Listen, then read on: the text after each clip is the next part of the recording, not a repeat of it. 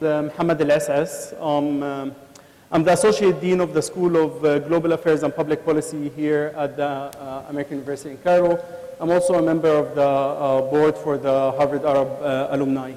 It's really a pleasure holding this event today. For me, I remember when Harvard University did a similar event when I was a student. And that really encouraged me to pursue the dream of applying to Harvard, of making it to Harvard, of knowing that if I make it to Harvard, there is financial aid to help put me through Harvard. That's why I'm really very delighted that we're holding this event. Any smart application strategy to universities would require applying to a spectrum of universities. You should target the tough universities. You should target also very good universities. And I'd love you to consider also the School of Global Affairs and Public Policy here at the AUC. As you were coming in, you should have gotten one of these pamphlets that talks about a full scholarship to attend, to do a master's here in public policy, in journalism, in international law and human rights, in international comparative law, and what have you. This is a full generous scholarship that will, in addition to cover your tuition, fees, books, transportation, will also send you to a term abroad, perhaps also to Harvard. So this is something you should absolutely take into consideration. And we'll be happy to talk to you one-on-one afterwards, or you should talk to our team. But for now, let's get started with the main event. This is really one of the biggest Harvard information session event that we hold. It has 10 schools, representing 10 schools from Harvard. And I'm going to turn it over to Dr. Hesham Hamoda, the Vice President of the Harvard Arab Alumni Association and the professor at Harvard Medical School to lead the session. Thank you.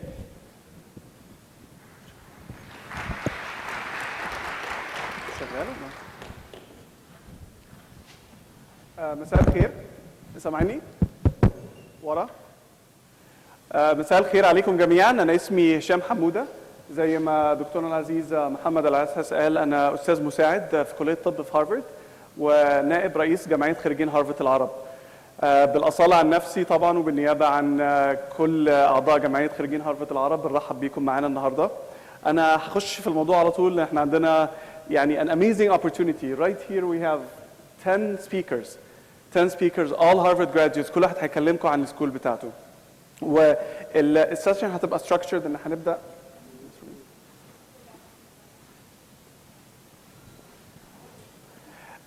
هنبدأ الأول نتكلم شوية عن إحنا مين وإحنا هنا ليه، وبعد كده هنبدأ بالهارفارد كوليدج وهنكمل على بقية السكولز.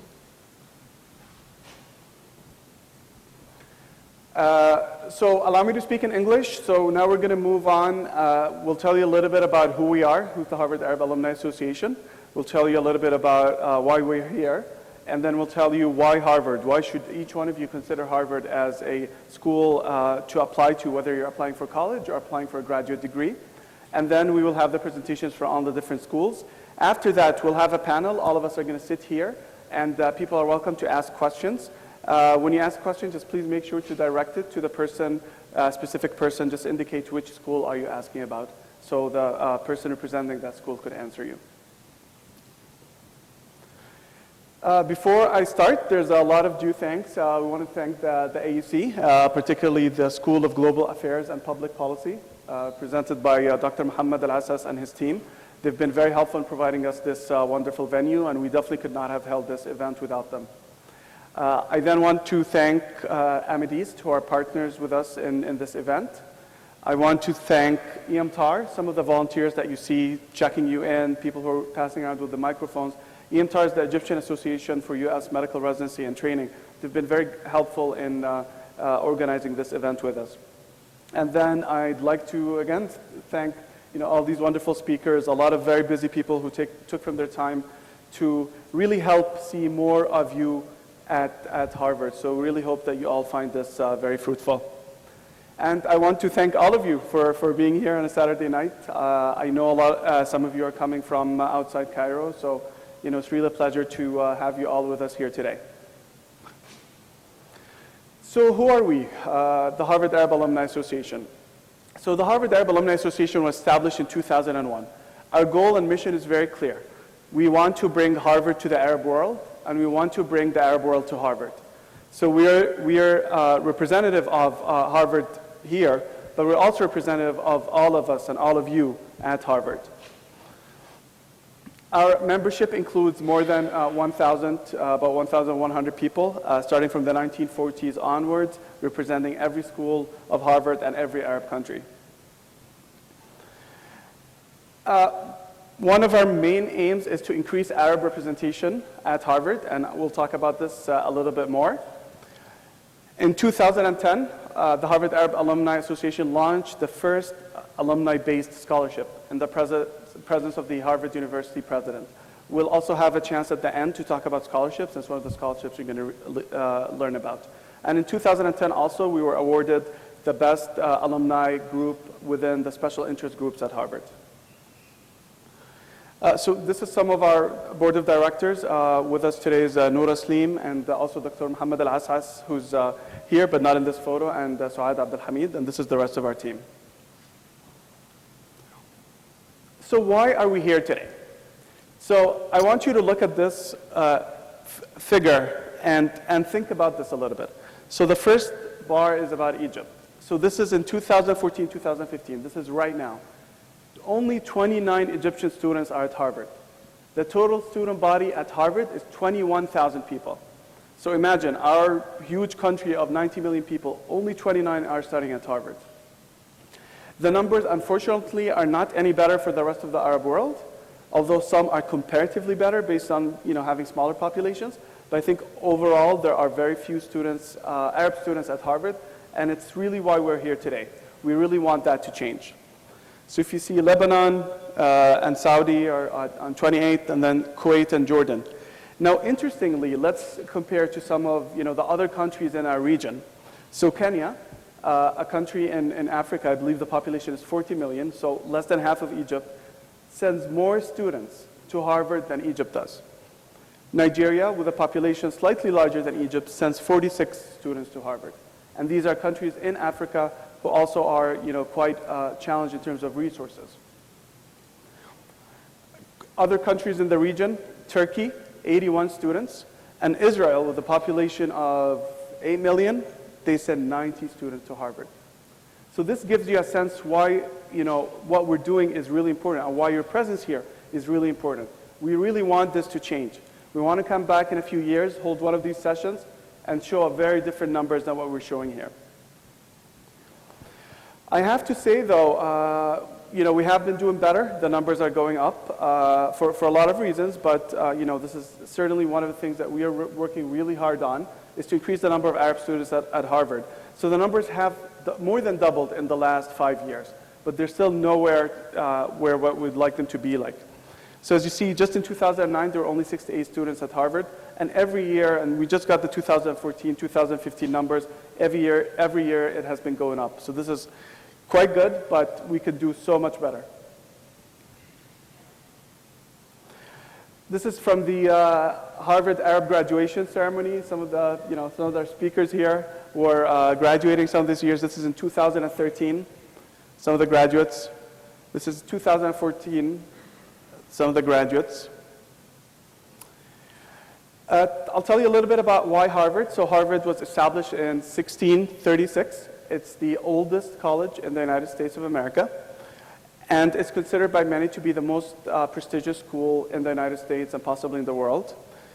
The student body consists of 21,000 students. Remember, we said 29 Egyptian students out of 21,000 students, out of which 6,600 attend the Harvard College. So the Harvard College, which you're going to hear about next, is really the undergraduate school at Harvard. So 6,600, and then the graduate schools is the rest of that number. Harvard has produced 47 Nobel Prize laureates and has produced 32 presidents, including the current president of the United States, Barack Obama, who attended the Harvard Law School. And many, many other reasons, which I hope you'll get a chance to learn about during this talk. So now I'm going to hand the mic to two wonderful speakers. So the first speaker, they're going to both be speaking about the Harvard College. The first speaker is Essam Messiri. Essam is currently a sophomore at Harvard College. And we also are lucky to have with us Ali Farag, who's a recent graduate of the Harvard College. And they will both tell you more about this school. Thank you.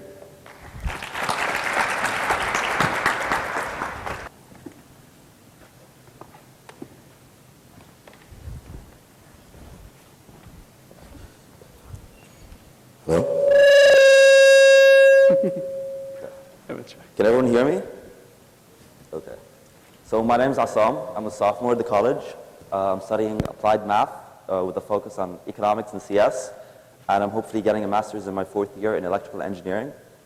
So Ali and I will talk to you about the college. So basically the college is the undergraduate branch of Harvard University. It was founded in 1636. It's the first college in the United States of America. It's situated in Cambridge, Massachusetts, which I consider to be one of its biggest advantages. The main reason being that Cambridge is situated right across from Boston. And Boston is a city that includes over 250,000 college students in universities like MIT, BU, Brandeis. And that college feel, I think, is invaluable. Harvard College has 6,600 students, 11% of which are international. I think the college student is extremely diverse, as you'll see in the next few slides. It includes all kinds of students, students interested in the sciences, students interested in engineering, like Ali, students interested in humanities. So Harvard's academic program is pretty unique. A previous president of Harvard, President Lowell, once said that each Harvard student should know a little bit about everything, but one thing really well. So that one thing that you should know really well is your concentration. Concentration is the word Harvard uses to describe your major. It includes around 1/3 to 1/2 of the courses you take, depending on the major you choose to take. For example, Ali's major, mechanical engineering, takes up around 20 courses because it's an A beta credit degree. My degree is about 15 courses because it's applied math. The two other components of your academic program are the general education and electives. General education is what President Lowell was talking about. Every Harvard student has to be well-rounded and know a lot about all of the different areas of knowledge. So you take courses in things like culture and belief, aesthetic and interpretive understanding, math and science. And for your electives in secondary field, the secondary field is the Harvard word for a minor. You can take more than one secondary field, and you can get a language citation. A language citation is basically a certificate that says that you have advanced knowledge of a certain language. So if you take 4 courses in Mandarin, for example, you can get a language citation in Chinese. So basically, this is the academic program at Harvard. You take 4 courses per semester for 4 years, and if you have taken advanced courses in high school, you have the unique opportunity of advanced standing, which is something I'm actually taking at Harvard at the moment. So advanced standing allows you to either graduate in 3 years or in 4 with a bachelor's degree and a master's degree. I think this is an opportunity which you can't find at most universities in the US, but it's actually an opportunity that sets you up quite nicely for all kinds of jobs, either in academia or industry, and it also gives you a lot of flexibility. One of the things that I really like about the academic program at Harvard is what I was mentioning before, the diversity. So I have friends who take humanities classes. I have friends who take science classes. I take math classes, for example. I think that diversity is one of Harvard's strengths. As I always like to tell my friends, you can find Harvard graduates who are successful in every field. If you choose politics, you'll find that most presidents, as Dr. Hesham was saying, are from Harvard. If you look at business and technology, you'll find that they're actually Harvard dropouts, Bill Gates and Mark Zuckerberg. You'll find even in Hollywood, Natalie Portman, Matt Damon, Harvard grads, dropouts. So in every field, you can find successful Harvard people. Okay, so now we move to a very important question that everyone cares about, especially the parents. So the question is, how am I going to pay $60,000 a year? So the good thing is that you don't have to pay it all. And in some cases, you don't have to pay anything. more than 70% of Harvard students have financial aid. And the good thing is that they have the philosophy of the need-blind admissions application, which means that the Harvard students get admitted irrespective of of their ability to pay. And then they offer financial assistance based on the family income. If the family income is less than $65,000 a year, you don't have to pay a single penny. And that's a great advantage. And if your family income is more than $250,000 a year, you get to pay the full tuition, which is $60,000, as I mentioned, per year. And if it's anything in between, the knowledgeable financial aid staff, they get to decide how much you'll have to pay. But they're very generous. And to tell you how much Harvard is helping funding the students, next year they're funding a total of $166 million next year. And this only keeps increasing every year. And you might be asking whether this is for everyone, international students or just US citizens. And it's definitely for everyone. The policy is the same regardless of the citizenship. Funding for non-US citizens is not limited in any way. And the policies are for everyone, even the need-blind admissions. It's for us. They only look at your financial aid application after you're admitted. So I know the US education cost might be an obstacle, especially for international students. But the financial aid office is one of the most remarkable things about Harvard. They make it accessible for absolutely everyone. So, for example, for myself, they were helping me, they were funding my education, and they used to follow up each semester on whether I'm facing any difficulties in paying. And if I am, they make sure that I'm not, every single semester. And now we're going to talk about the student life at Harvard, which Essam is going to be talking about. So one of the unique things about Harvard is right before you join your house in freshman year, you're sent a questionnaire which asks who you'd like to be with. So for example, I said that I'd like to be with someone who cares about finance, business, and technology, and they put me with exactly those people. Some of my friends said they wanted to learn German, so they made sure that in the first year they were in a group with German students and they could learn German in their houses. So as part of your first year, you're matched up with a group of advisors, specifically 3 advisors, a peer advisor who's actually a student in the college, who's older and has more experience, a advisor who knows more about the subject you're interested in, be it CS or math or economics, and an advisor who cares about your welfare and general well-being. So it's a pretty comprehensive advisor program. There's also the host family program, which allows you to get a host family that lives in Boston or Cambridge, and you meet them on a basis that you set up with the family for dinner, for Thanksgiving events, for Christmas. It really helps with homesickness, which might be an issue, I think an issue for everyone in their first year. So yeah, the first year community is very welcoming, and it makes sure that you fit into the community immediately. The house system. So in your freshman year, you choose a group of up to 8 students, which form your blocking group. These are generally your friends or people you want to stay together with in later on years. So that group is the group that you live with for the next 4 years. Then in, I think March, it was March, yeah, housing day comes along. And people from the house you were sorted in come, and it's a very exciting day, and they tell you, oh, you've joined Quincy House, or you've joined FOHO, or you've joined whatever house you've joined. And you go to the house, and you get to know your house. Your house is a key part of your education. The house-masters are the equivalent of your mother and father away from home. You have all your events in your house. You graduate. The graduation ceremony is in the backyard of your house. So this becomes a huge part of your community.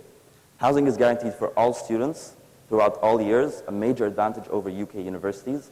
Many of my friends in UK universities, after the first year, they're on their own. They have to find their own house for the next 3 years, or 2 years, because it's UK.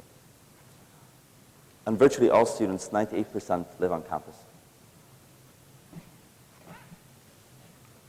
So when you think of the typical Harvard student, you probably think of a nerd who spends their entire day in the room studying. Well, it's the extreme opposite. There are Harvard only admits people with extracurricular activities, and they want you to cherish these activities while at Harvard. There are more than 400 official organizations, including extracurricular, co-curricular, and athletic opportunities. So Harvard students are always busy and active around campus. You can be a part of the sports team, like myself.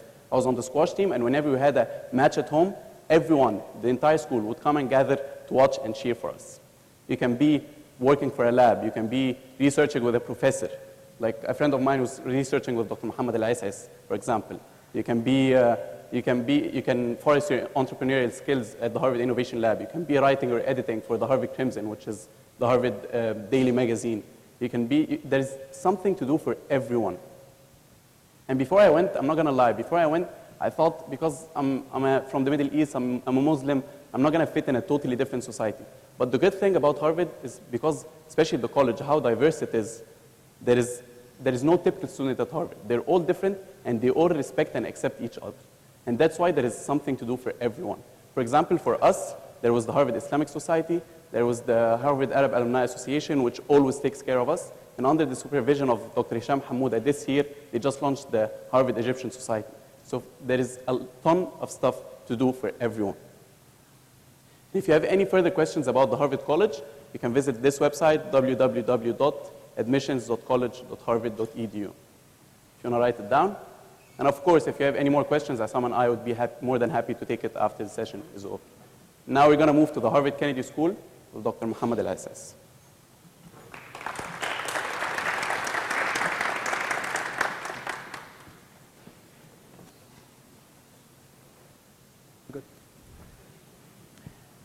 All right, I want to talk to you. Thank you, first of all, for the presentation on the college. I think they did a magnificent job. I really want to emphasize the point about financial aid. Last year, Harvard distributed $145 million in financial aid. 70%, 70% of Harvard students are on financial aid. So don't think that money stands in the way of you getting to Harvard. If you can get admissions, they will fund you. That's the number one lesson we want to spread into that. Let me talk about the Kennedy School. I did my master's and PhD at the Kennedy School, so let me tell you a little bit about it. The Kennedy School is a graduate school. It's a school of public policy. It offers 4 master's degrees and a number of PhDs. It's a very international school, probably one of the most international schools. It has 80 plus countries represented at it. And it has a wide spectrum of students. There are students who just graduated, finished their BA, baccalaureate, and there are students who've been working for the past 40 years. I teach in the mid-career program, which is one of the programs which we'll mention at the school, and there you get people anywhere from just had a few years of experience to you get actual ministers, former ministers of countries, former senators. Really, age is only enhances your experience. It does not stop between you and applying to Harvard Kennedy School. So the 4 main degrees at the Kennedy School are the MPP, which is the Masters in Public Policy. It teaches you how to design public policies, i.e. policies to help the general public, for the government, for NGOs. It's focused on drafting policies for economic development, for social development, for education. So more of planning for a certain country or entity. I'm not going to spend too much time talking about each of these programs because really, I want just to get you interested in learning more about it, and then you can go online just to HKS, Harvard Kennedy School, .harvard.edu, and you can get more details. I'd rather spend my time explaining to you how to get into the Kennedy School. But let me just briefly continue talking about it. The MPAID is a degree that's Masters in Public Administration in International Development.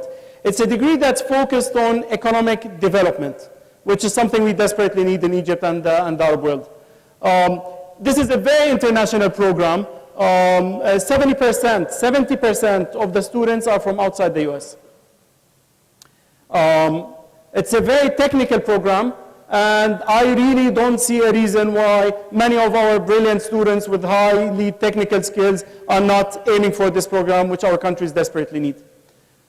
The MPA is a Master's in Public Administration, which focuses more on the implementation of the policies that the country develops, or an entity or an NGO develops, or the strategies they develop. It's also a very international program, with over than half of the program coming from outside the US. Finally, there is the mid-career MPA. The mid-career, each one of these is a 2-year program, by the way, the MPP, MPA, ID, and MPA. The mid-career is a 1-year program aimed at people who have been working for a long time, and they want to come back to either refresh their educational knowledge or take a different trajectory in the working place. As I said, you get people who are really, I had students in the classroom who were former ministers of countries, and you get students who were just graduated, few years, did their own business, and they wanted to change their career. It's a beautiful experience that is very unique to the Kennedy School. Within the Kennedy School, there are a specific number of scholarships for international students, for need-based students, but they have specific scholarships that are aimed at Arab. Specifically, just recently, the United Arab Emirates signed an agreement with Harvard to fund annually, I believe, five annual scholarships going to Arab students. Okay? So if you can get in, you'll be able to find funding. This is in addition to the funding that international institutions such as the World Bank, the IMF, the Japan Development Fund offer for students who get admitted to the Harvard Kennedy School from developing countries such as Egypt and many parts of the Arab world. So this is, again, a message of hope, a message of, yes, it's very hard to get into Harvard, but do not blame it on finances. If you can get to Harvard, there are many, many ways to fund your education. This is a really hopeful message for many, many people, I think. I'm going to really stop here because I think we have a session afterwards of Q&A, and turn it to our two colleagues who will talk about the Harvard Graduate School of Education.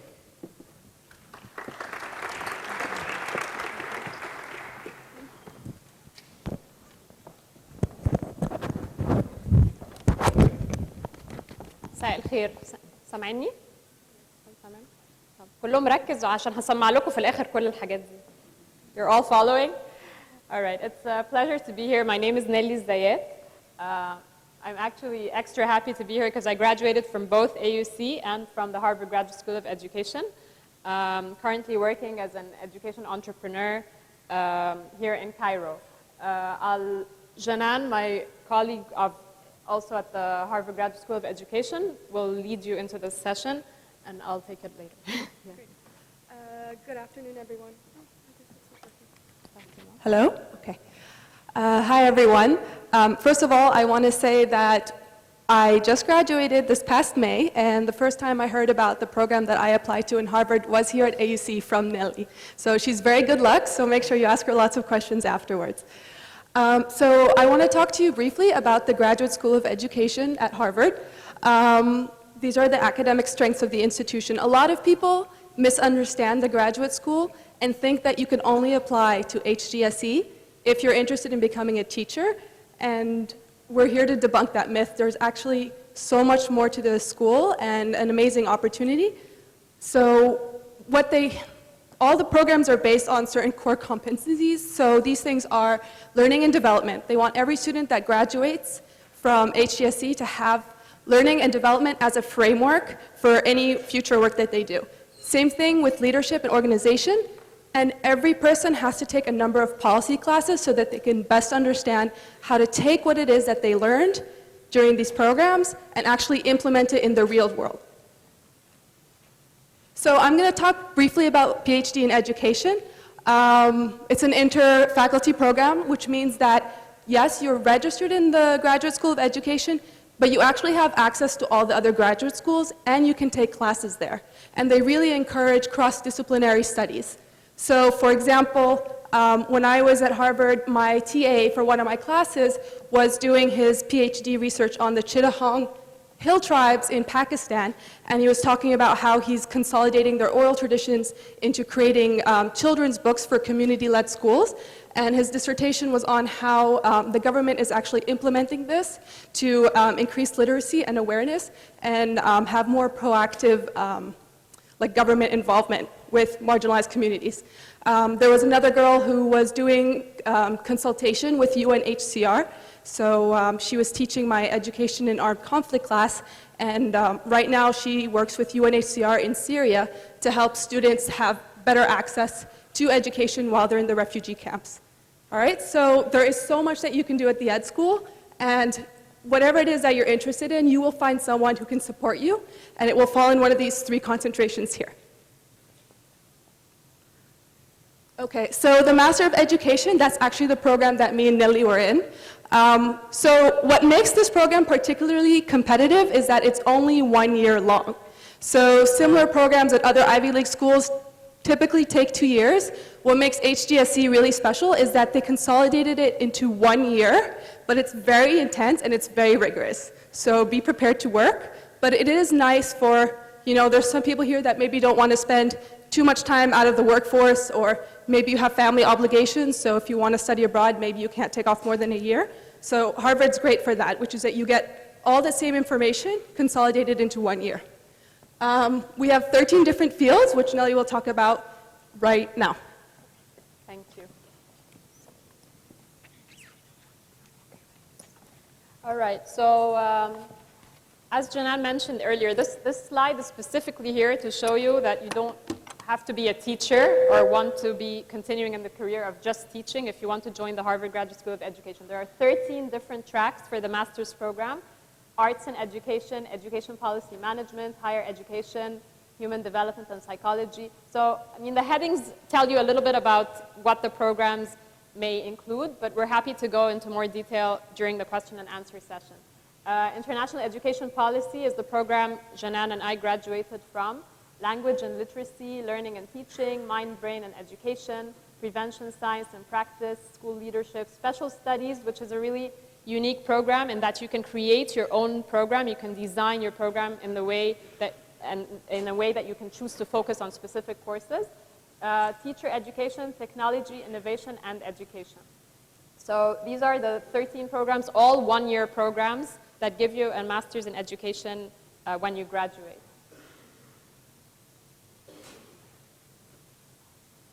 Before I get into this, we also wanted to remind everyone, it actually applies to all the schools at Harvard, all the graduate schools, that you are able to, when you take electives in your programs, to cross-register across schools. So you could also be in one of those tracks, but take a class at the Kennedy School or take a class at the law school. This is something we can also get into during the questions and answers.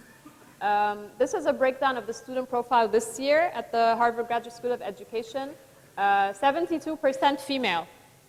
So it's pretty unique that way, 28% male. We have 19% international students, which makes for very interesting conversations in the classroom with all the different types of education systems in the world.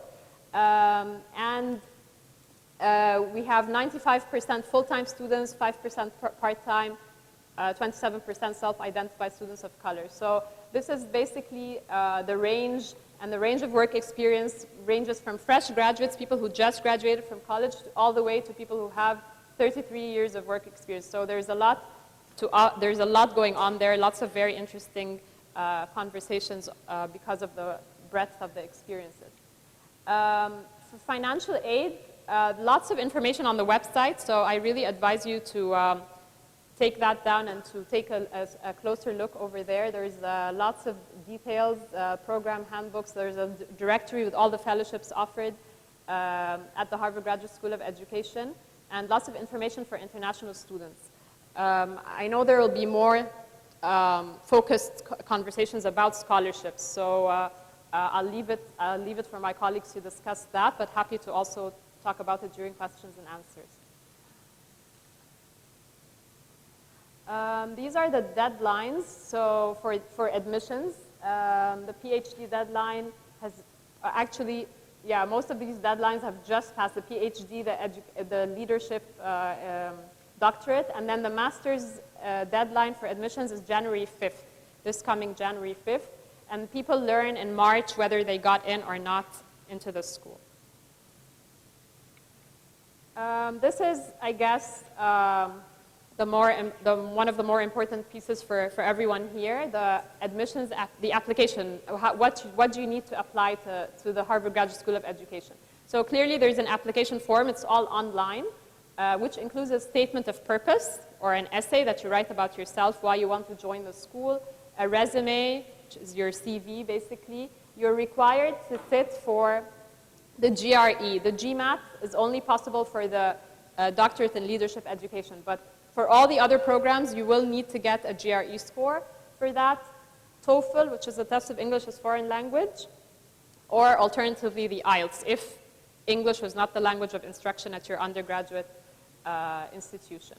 You will need your transcripts, which is a detailed report of all the results you've had from your undergraduate schools, and letters of recommendation, and for some programs, they would ask you for an interview. Again, I know this is a lot of information. Happy to go into more details during questions and answers.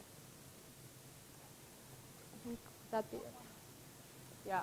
So again, this is the admissions website. Lots of information there, lots of blog entries by students who are currently there and alumni as well. There's an alumni ambassadors program. I'm also part of that, so feel free to connect with me after this session, if you have more questions. I think that's it. I'll hand it over to law school. Thank you.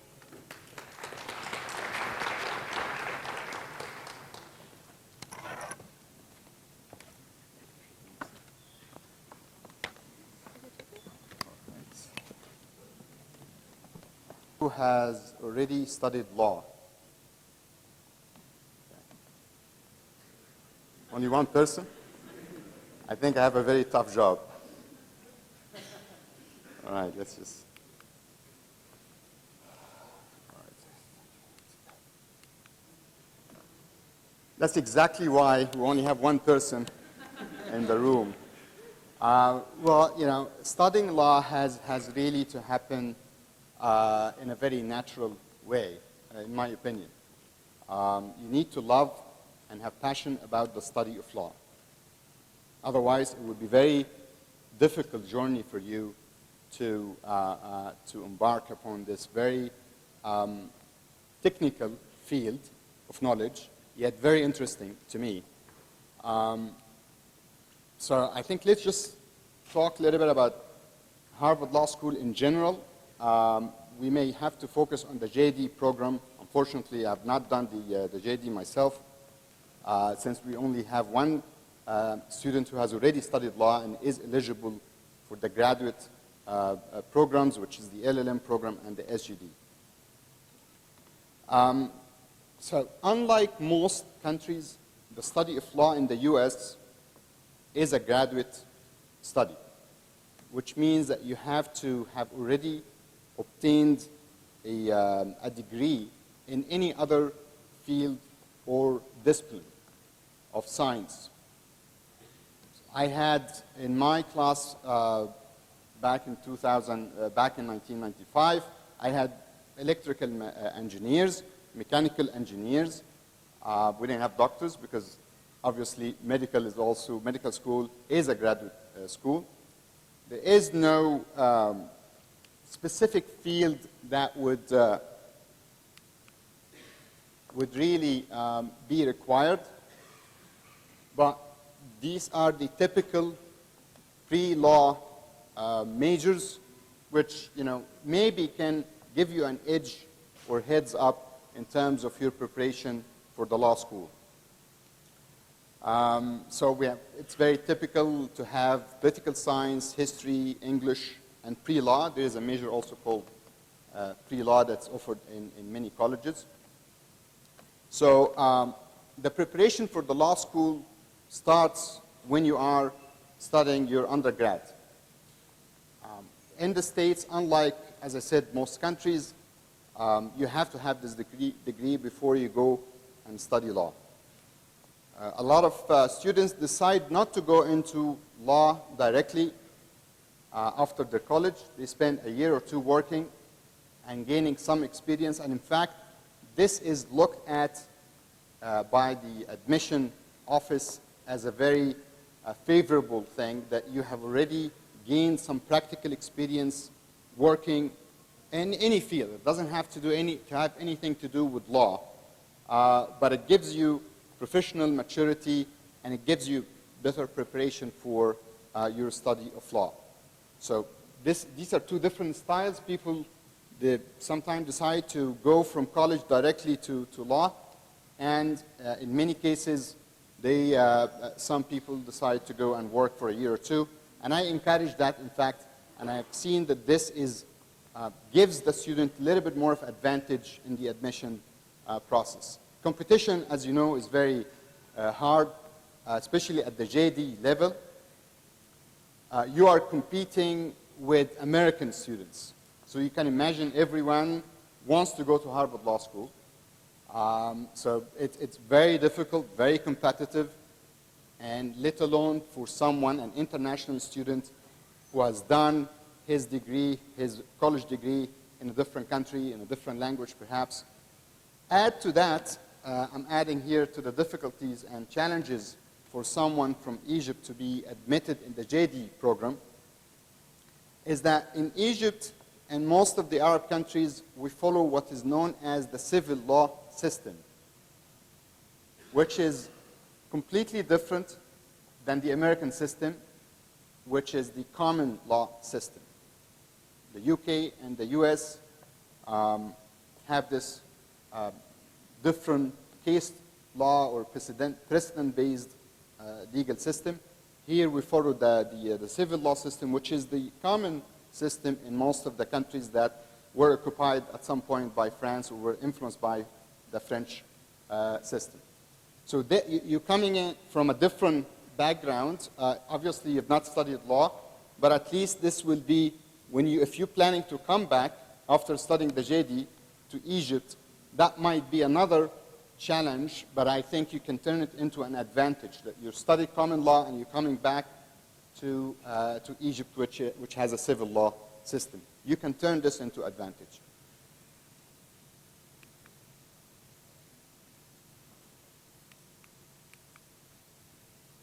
Okay, so one of the main requirements for the JD program is that you have to do the El-Zayat. And by the way, even if you've studied law in Egypt, you can still apply for the JD. You would have an advantage over everyone else, and it's a little bit uncommon, but I have seen students who have done that. They've studied law, and because they know they come from a different legal system, they didn't want to take the chance and just do the LLM program, the graduate program, and they decided to join the JD program. So you need to do the El-Zayat, and you need to be very careful with the deadlines. I believe now the deadline for the JD admission process is February 1st. So you need to make sure that your El-Zayat is ready before that deadline. That's a very competitive test as well. The JD program is a 3-year program. As I said, it's for students who have already completed a bachelor's degree in a different field.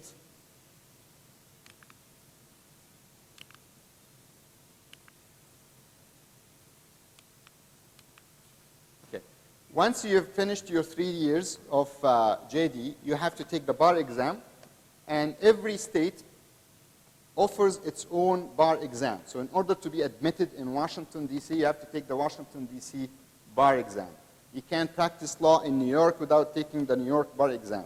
If you're planning to work in California, you have to do the California bar exam, and so on. Usually the test is held in July and February of every year. Now we move on to the LLM program, which is the graduate, one of the 2 graduate programs offered by the law school. And this is designed really for students who already completed their JD or their licence en droit from a country that has the different legal system that we were just talking about, like Egypt. You will be eligible to apply, and you have to submit your application by December 1st of the preceding year. So if you're applying for 2016, it's already too late to apply for 2015. You have to complete your application and send it before December 1st, 2015. It's a very competitive program as well. As my colleagues mentioned, the number of Arab students in the law school, just like any other school, is very limited. Every year, the LLM program maybe has 1 or 2 Egyptian students. In my year, we were 2 students, and it was really very surprising to me to see that a country like Israel has about 13 students in the LLM program and the SGD program. Maybe the language barrier is one thing, but like adding to the language barrier already, we have the different legal system barrier as well, because a lot of Egyptian lawyers, when they finish their degree here, they're looking at France as a destination for doing their PhD in law to come back and teach here. But I really encourage, this is starting to change, by the way. I encourage people to go to the UK and the US and obviously to go to Harvard to get their LLM program and come back. It will enrich their experience. It will offer them an opportunity to work in many fields. If you want to private practice, you can, I think you would be well prepared for that. If you want to work in the government or in politics, it is a very good preparation for this as well. The number of students at the LLM program varies from one year to another. Right now, it's about 180 students from about 70 countries. And as I said, Egypt is not well represented in that class. And I forgot to tell you, the JD program is about 80 students. So 80 students competing basically from the US as well as all the countries. So you can imagine what kind of competition that is. One of the requirements, in addition to submitting the application materials, you have to also have the official TOEFL exam if you are not, if you don't have a degree from the US, if you don't have an academic degree from the US. And the most important thing that you need to watch for is the personal statement, the essay. And it has 2 parts. In my years, these 2 parts, you have to explain in part A why you want to study an LLM program, why you want to have an LLM program, and B, why you want to do it at Harvard. And you have to really write a very good justification and explanation for this. So this is one of the things they look at to assess your language skills, assess your interest, and your ability to do this program successfully. The financial aid application, same things apply to the law school. You have to submit an application, believe it or not, and you have to believe this, it does not play any role in your admission process. So whether you don't have financial aid or you do, your admission is looked at completely independent of that decision.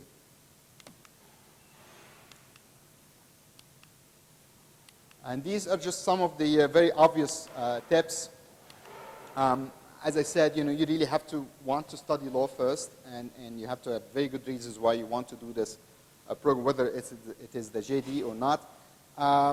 Let me just, before going into this, if we have, Hesham, if you have a minute to talk about the SGD program, which even to me is more, probably less relevant to you. This is equivalent to a PhD in law, and it is provided for students who must have first an LLM program. So you have to do the JD, and then the LLM, and then the SGD. The SGD class is very diverse. So you have people from the Middle East, you have people from countries like Canada and the UK and the US, and it's about 15 to 20 students every year. it's very difficult to get admitted in that PhD program or SJD because it is, you have to have an LLM from Harvard. If you don't have an LLM from Harvard, it will become even more difficult. And if we said we have about 180 students from the LLM program, let's say 50% of them are interested in the SGD program. That means you have about 90 students competing for these 13 or 15 to 20 positions. So it is a very competitive program, and it's really designed for people who want to go into teaching, law, and academic. I've done the SGD, even though I'm not teaching, but I've done the SGD, and I think it is a wonderful program as well if you like academics and you were interested in a specific thesis or topic to write about. So these are the tips that you would expect. The extracurricular activities are very important indeed. They make a very good part of your life at Harvard, and you are always encouraged to do that. You're always encouraged also to do interdisciplinary studies, joint programs. So in my year, I was taking courses at the business school, and you know, it is completely, it makes a big difference in my experience that I had a chance not just to look at the narrow focus of law, but also to open my eyes to other areas of knowledge that are related to my study. I think I will stop here and I will open it up for you guys later to ask any questions.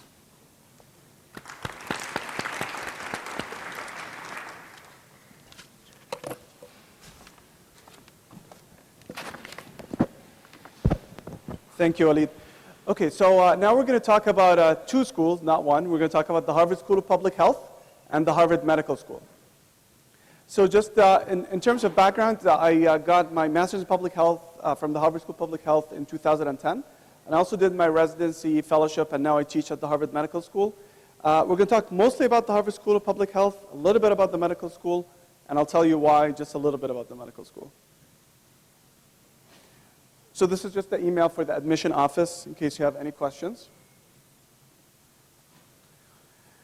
So I think the most famous degree at the Harvard School of Public Health that most doctors or other people pursuing public health career are familiar with is the second one. It's the Masters of Public Health. Do you guys mind if I get a show of hands? How many people here are doctors or considering public health career? Oh, good. Okay, quite a few. Wonderful. So the reason an MPH is a really highly regarded program, one of the highest in terms of numbers, particularly for international students, is that it provides a very special set of skills. So it's a 9-month program, one academic year. So you start in September and you finish in May. And you leave with a master's in public health. There are 7 concentrations that I'll show to you in a second. But basically, a lot of people find it helpful in terms of a career change. So, some people come into the medical field and realize, well, while I like medicine, but I'm not as much interested in helping my own patient as much as I want to institute change at a society level. So that's the type of people who would, pursue a degree in public health. Because now you no longer look at your own patient, you look at the community at large and the type of interventions, not for an individual, but for a community. So this is, a very interesting approach and obviously a very helpful approach in medicine. The other reason I see a lot of people, and I think, even people who want to continue doing mostly clinical work, I'm mostly a clinician, I see patients, I do research, but the reason, this degree could also help you in your career just as a doctor, besides the skill sets that you learn through, learning biostatistics, learning about healthcare delivery, all the different skills, it's really, I find it a very good way for people who, say, are graduates here from Egypt and are in the process of applying to get into residency in the US, right? So people who are considering residency in the US, possibly taking their exams, spend a year, at a place like Harvard, get this degree, you'll have a US degree. It's actually relatively, I don't want to say easy because that's not the right word, but there are really good chances for many of the people here in the medical field to get into this degree. I meet regularly with the admission officers from different schools, and being, this is my school I graduated from, I meet with them quite frequently, every few months, and they're always surprised by why there are not enough Egyptian students applying. We talked in the beginning, we showed the number for all the schools, but the same is true for this school. While this school does have a lot of international representation, but not many people apply from Egypt, and this kind of remains a mystery. I mean, I hope, at the end of the session, many of you would feel inspired to apply. Now, I can't tell you that, applying from a country that doesn't send a lot of people to Harvard would give you an advantage, but I think it does in an indirect way. I think, the school, when they look at the number of students coming from different regions, they look at a country like Egypt and say, okay, 90 million people. And I think since I graduated in 2010, there's only 3 other Egyptians who've gone through a master's in public health at the Harvard School of Public Health. So I think they look at these numbers, and maybe if they're comparing 2 applicants who have very similar credentials, they look and say, oh, the last person we got from Egypt was like 3 years ago, and we got 200 from Canada, not to pick on Canada, but so they look at these numbers and say, okay, well maybe this is time to admit the Egyptian candidate as long as they're as strong as the other people they're comparing it to. So these are the different degrees. I said the MPH is most famous, and probably every Egyptian who's gone through the public health school has gotten an MPH. But there are other degrees. There's the Master of Science here. There's the Doctor of Science. There's the Doctor of Public Health, and there's the Doctor of Philosophy. The Master of Science is mostly, if you see here, the number of credits hours. So this is 45 credits. So this is a year, full-time, September to May. This is about a year, but the reason there's kind of 3 different categories is this is a year, but it's for people who have a prior doctorate degree. So these are people who already have a lot of experience in public health. They may not have to have had a doctorate, but definitely have had a lot of professional experience. So people who have actually practiced public health. The 60 credits is kind of a 1.5-year program, and that's special for the biostatistics department. And then the 80 credit is most of these masters here. And they are basically, they have didactic component, but they have a research component. It's a 2-year program. The MPH, as we said, is a 1-year program. And then these some are the longer programs, Doctor of Science, 3 to 5 years. As you see, there's a little bit of variability because there are a lot of different departments within the School of Public Health. So some may only require a bachelor's, some require a master's, some even require a doctorate. So this would depend on the particular department that you're interested in. Doctor of Public Health require prior bachelor's and experience, Doctor of Philosophy, prior bachelor's, and you have to apply through the graduate schools of arts and science that we're going to hear about right after this presentation. I'll walk you a little bit through the different departments. I think, as someone, when I went and applied to the Harvard School of Public Health, I kind of thought, of public health in a very narrow way, maybe similar to how, public health is the education we have in Egyptian schools. It's kind of a very narrow area. But in fact, as you see here, there's a lot of departments that you may not classically think are, fall under public health that actually fall here. A lot of examples, genetics, complex diseases. But let me just read it for you quickly just to get a sense of how diverse some of these departments are. So biostatistics, I think this is what comes to mind when most people say public health. You're probably thinking of biostatistics.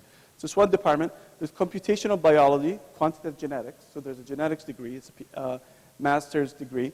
Environmental health, epidemiology, genetics and complex diseases, global health and population, health policy and management. This is another popular one. So these are for people who are looking for experience being hospital directors, being people in the ministry that work and think of public health kind of at a more global level. Immunology and infectious disease. Actually, there's a degree at the Harvard School of Public Health for immunology and infectious disease. Nutrition, a very popular one. Social and behavioral sciences, Doctor of Public Health, and Masters of Public Health. So I promised I'll tell you a bit about the different concentrations. So these are the 7 different concentrations. They used to be 6. They split these. When I was studying there was health management, healthcare policy and management were 1. Now it's separated into health management and health policy. This is the one I got in global health. And most people who take a master's in public health in global health are the type of people who do a lot of international work, the people who work for the World Health Organization, other international agencies. This is kind of the skill set that you need. Clinical effectiveness, how to evaluate the effectiveness of clinical programs. So a lot of people who continue to work clinically take this program. They're interested to know, this is what I do in the clinic, this is what we all do in the clinic, does it really work or not? Health and social behavior, I think it's obvious what that means from the name. Occupational health and quantitative methods. Quantitative methods is very research-based in a sense that these are the type of people who want to be doing lab work, doing a lot of research, involves a lot of math and calculations, things that a lot of doctors don't like too much. But for people who want to do research, this is a really good skill set to have.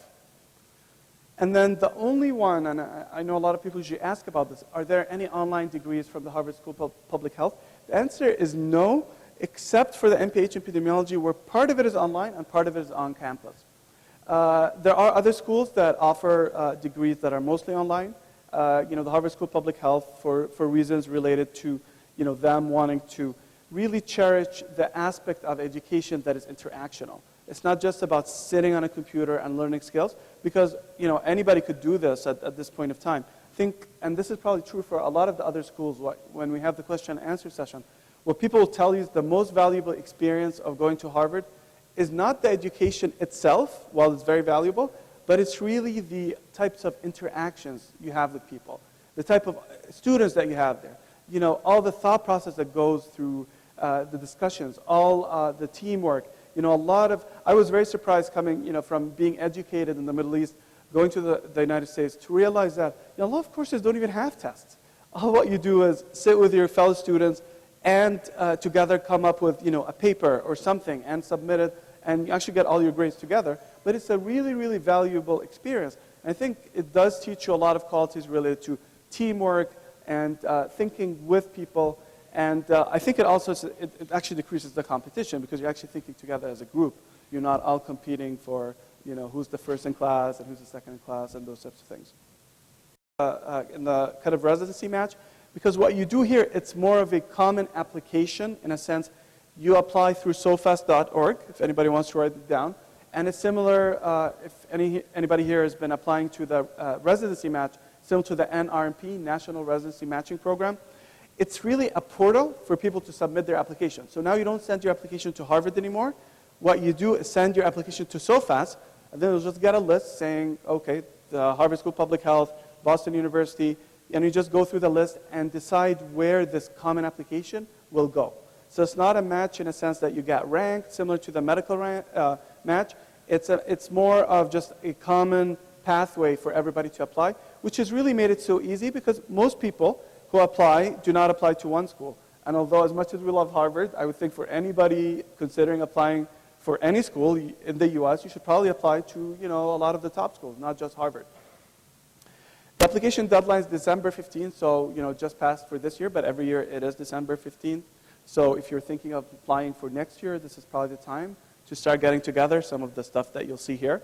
So if you need all your transcripts, right? So, all your grades, shahadat from, secondary school onwards.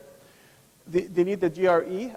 The GRE is going to come up, and has already come up in some of the presentations. So this is basically an exam that you take. I took it back in 2007, but, as far as I remember, there was a math subset, there's an English subset, and a writing subset. It's really high school math. I can't say high school English, because for us English is, might not be our primary language, but I feel it was quite doable. I mean, my experience taking it, I was like, I'm going to study back geometry and algebra and all these kinds of stuff. I've last done this decades ago, but it wasn't actually too hard, at least the math part. I think the challenge most people have applying internationally is probably the English and possibly the writing. I have to say, and this is from, people inside the school, they do not have a cutoff for the GRE. So they're not looking for a certain score. They're not, it's like you got 500 or not, and if you don't meet that, you're out. No, they evaluate the whole package. They evaluate you as a person. They may totally understand your math scores might be good, but English is not your first language. Your English score may not be as good. As long as you still did relatively well, you definitely have a chance. And as long as the other areas of your CV are well built, you still have a good chance. 3 letters of recommendation. My experience, I've seen a lot of people applying more at the medical school for residency and fellowship. And I think this is one of the biggest areas of challenge for Egyptian students. Some of the recommendation letters that I see coming from students in Egypt are really, it's really sad to read, because the person is trying to recommend that student. But sometimes the language they use, the terms they use are not the types of things people there are looking to read. So I think you have to be very, very thoughtful about asking for recommendation letters. Making sure the person who's recommending you actually has some experience with what a recommendation letter looks like in the US. Sometimes some of the terms they use, I remember reading a recommendation letter about saying, he didn't do such a bad job about somebody. So somebody reads this in the US, and that basically means this person is not, it's not good. So, and I'm pretty sure the person who wrote it, that's not actually what they mean. But I think this is a little bit of a problem, and you really have to be very thoughtful about who writes your recommendation letters. And I'm sure my colleagues would agree. This probably applies to some of the other schools. It's not a specific thing related to public health or medical school. Again, as some of my colleagues highlighted, I think the statement of purpose, the personal statement, this is really where you have a chance to become alive as a person. You're no longer just a group of transcripts and grades and stuff that they're reviewing. This is your chance to say, this is me. This is what I did. This is why I'm worthy to come to your school. And this is why it's your chance to get me to go to your school. So this is your chance to shine. And you should be very, very thoughtful about how you write it. You want to talk about your qualities. I think we have a cultural thing that we don't feel very comfortable talking about ourselves. It's very hard for us to spend time talking about ourselves. And this is, I think, a big deficit. And it really, compared to other people who apply, particularly in the US, people are very comfortable going and talking about themselves and marketing themselves. This is a soft skill